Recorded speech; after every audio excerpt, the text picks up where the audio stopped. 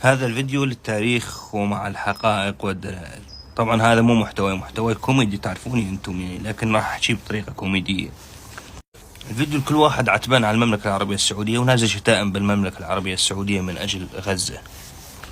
اولا الفلسطينيين عندهم ألوية جيوش في سوريا تأسست عام 2012 و2013، ومن ضمنهم فيلق القدس. هذا فيلق القدس هو اللي قتل أخوي، قتل ابن عمي، وقتل عمي ببيوتنا. الجبهة الشعبية لتحرير فلسطين، هاي هي اللي ساهمت بحصار مخيم اليرموك، وكل السوريين يعرفون هذا الشيء. وسووا ما البدع بريف دمشق وحول دمشق. لواء القدس الفلسطيني، لواء القدس تشكل عام 2013. هذا اللواء هذا استلم حلب، ريف حلب الشرقي اللي أنا منه طبعا. يعني سووا بين البدع، لواء ألوية جيوش، يعني آلافات.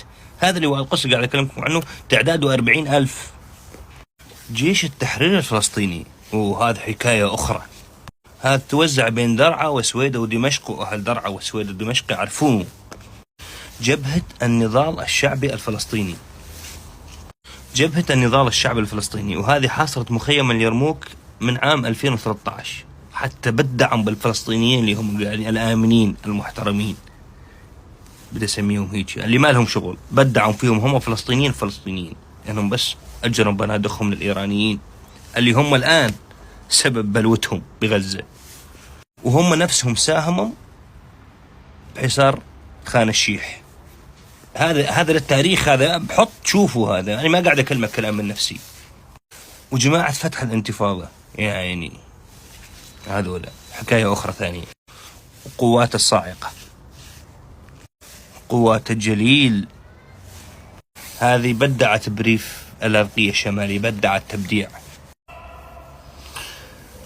المهم حاب أقول لكم أني أنتم على ما في دولة حررت دولة من دولة ثانية وتركتهم، دائما نجي محتل بمكان محتل. فأنتم عندكم كل هاي الجيوش وكل هاي الميليشيات، وأجرتم بنادقكم للإيرانيين، ذبحتم بالسوريين، بدعتم بالسوريين، واليوم جايين تصرخون ساعدونا يا عرب. صراحة يعني أني كسوري مصيوب ومجروح منكم، مو بس منكم، من غيركم يعني، لكن انتم يعني تعتبرون بالدرجة الأولى، لأن انتم لاجئين عندنا، جيتم وشلتم بنادقكم بوجهنا. تخيل واحد قعدوا بحضنك وينتف بدقنك. هذا انتم صراحة يعني اعتذر، مو الكل طبعا، لكن خلص انتم مثلتم الشعب الفلسطيني بطريقة سيئة، خاصة بسوريا. احتضناكم واعطيناكم جنسيات، لكن ما حد اعطاكم جنسيات غيرنا. لبنان صار لكم 70 سنة ما اخذتم اقامة، ما اخذتم بلبنان، احنا اعطيناكم جنسية مباشرة، وهذا رد جميل. فحاليا انتم ايش بدكم من السعودية يعني؟ وش بدكم مصر؟ حررونا، والقضية الفلسطينية وقضية الأمة وقضية الرجال، لا، هاي قضيتكم انكم.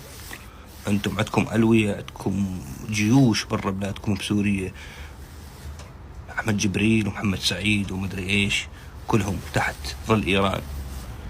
جيبوا جيوشكم تحررون 10,000 فلسطين، لكن لا، انتم ما تعرفون هيك. انتم بس تصرخون العرب وينهم والسعودية وينهم، نازلين شتايم بالسعودية. لا يا حبيبي، انا احب اقول لكم شغله، انا لو صار ما صار اروح اقاتل بالسعودية، واروح ادافع عن المملكة العربية السعودية. ايه، ولا واحد سعودي جا ذبحني ما شفت. بدك تقول لي ساهموا بالمال وما ادري ايش كذا، اخي ما شفت سعودي جا ذبحني يعني على الارض، ما شفت. تمام، انا شفت فلسطيني جا ذبحني، شفت عراقي جا ذبحني، شفت لبناني جا، شفت ايراني جا، شفت روسي جا، شفت مغربي جا، شفت جزائري جا، شفت تونسي جا. ايه، ازعلوا ما زعلوا، شفتهم هذول كلهم. شفت واحد تونسي اسمه ابو سامة التونسي متجوز 7، وواحد مغربي اسمه ابو قتادة المغربي متجوز 9، وواحد الجزائري ما ادري ايش متجوز. جايين تتجوزون عندنا كنتم، وهسه احكيكم تحسون على السعودية يتخسون. ماني ما بدي افتح جروح وتقول ضد القضيه، لا، مع اهل غزه وقلبي على اهل غزه وزعلان عليكم، لكن انتم اولى بتحرير بلدكم صراحه يعني. اولى، عندكم جيوش قاعد قاتلوا مرتزقه، خلينا نسميكم مرتزقه بس. واحنا عندنا مرتزقه راحوا مع ليبيا، هذول السوريين انا اسميهم مرتزقه. كل شيء راح قاتل اخوتنا بليبيا هذا مرتزق، مهما كان ان شاء الله يكون اخوي.